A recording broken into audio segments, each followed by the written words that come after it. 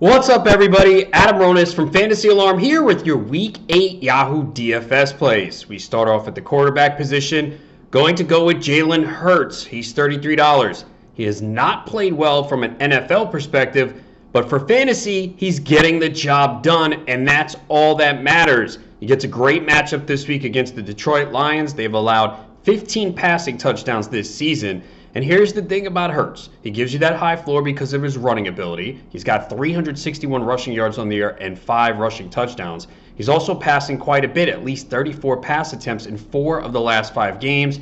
And even when it looks bleak through 3 quarters, when you look up at the end of the game, the fantasy production is there. He has at least 21 Yahoo points in every game this season. At running back, DeAndre Swift is only $22. So disrespectful here. Swift has been great this year. Now, he doesn't get heavy volume on the ground, but he gets it done in the passing game. And even in half-point PPR like Yahoo, he's been productive for his price. He's got 52 targets on the year, 42 receptions, 391 receiving yards, and 2 receiving touchdowns. He also has 3 rushing touchdowns. He has at least 19 Yahoo points in 4 of his last 7 games. And it's a good matchup against the Eagles, who allow the 6th most fantasy points to the running back position. And Swift has scored in every game this year except 2. He's just too cheap on this slate.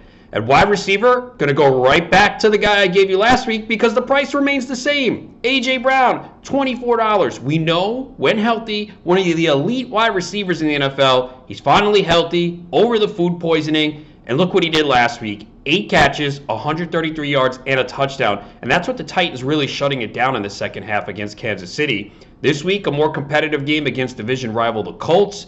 And Brown the week before had 7 for 91 and 9 targets, all in the second half. So I think he's good to go. The Colts have allowed 10 touchdowns to wide receivers this year, and they have some injuries in the secondary.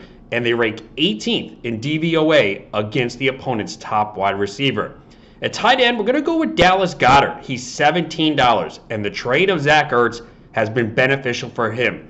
Last week, he ran a route on 88% of the dropbacks. He played a season-high amount of snaps in the slot, and the Lions are another good matchup. They've allowed 9.5 yards per pass attempt. And Goddard last week didn't have the huge game that we wanted, 5 targets, but 3 catches for 70 yards. So you see the big plays, and he's going to be close to a top 5 tight end the rest of the way, so we're getting him at a pretty good price here in a good matchup.